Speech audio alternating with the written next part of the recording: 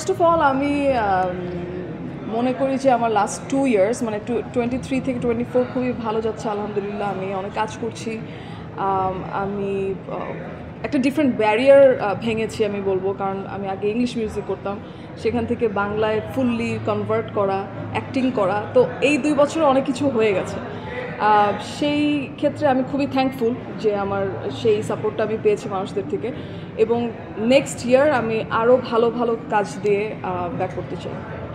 মানে ওই জায়গা থেকে না আতিফ আসলামের কনসার্ট, দর্শনের কনসার্ট, এরকম একটা বিষয় আছে, কিন্তু ওখানে পাশাপাশি তো আমাদের দেশের শিল্পীরাও পারফর্ম করে, কিন্তু তাদেরকে আমরা সেভাবে হাইলাইট করতে পারি না। এই বিষয়টা আমাদের কিভাবে আপনি দেখছেন এবং আপনি কি বলবেন এই আমার প্রসঙ্গে? কাছে মনে হয় যে আমাদের পার্সোনালি সবভাবে আমাদের ডেফিনেটলি আরও ইউনিটি তো দরকার, এটা তো আমরা সবাই জানি। আমাদের ইউনিটিতে দরকার, সাপোর্ট করা দরকার দেশের আর্টিস্টদেরকে আরও বেশি।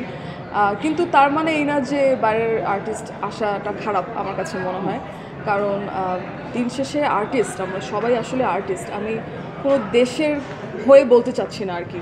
আর্ট ফর্মটা আমরা সবাই প্র্যাকটিস করি, এবং আমার কাছে আর কি আর্টিস্ট মানে আর্টিস্ট, কিন্তু বাংলাদেশের আর্টিস্ট ডেফিনেটলি আমাদের ইউনিটি আরও প্রয়োজন, এটা আমি বিশ্বাস করি। সর্বশেষ বছর শেষ, এই বছরটা কেমন গেল সব কিছু মিলিয়ে, এবং ভবিষ্যতে মানে সামনে যে ভবিষ্যৎ বছর আসতেছে আর কি, মানে 25 সাল আসছে, সেখানে আপনার পরিকল্পনা কেমন, লাইন আপটা একটু জানতে চাই। ফার্স্ট অফ অল আমি মনে করি যে আমার লাস্ট 2 ইয়ার্স মানে 23 থেকে 24 খুবই ভালো যাচ্ছে আলহামদুলিল্লাহ। আমি অনেক কাজ করছি। আমি একটা ডিফারেন্ট ব্যারিয়ার ভেঙেছি আমি বলবো, কারণ আমি আগে ইংলিশ মিউজিক করতাম, সেখান থেকে বাংলায় ফুললি কনভার্ট করা, অ্যাক্টিং করা। তো এই 2 বছরে অনেক কিছু হয়ে গেছে।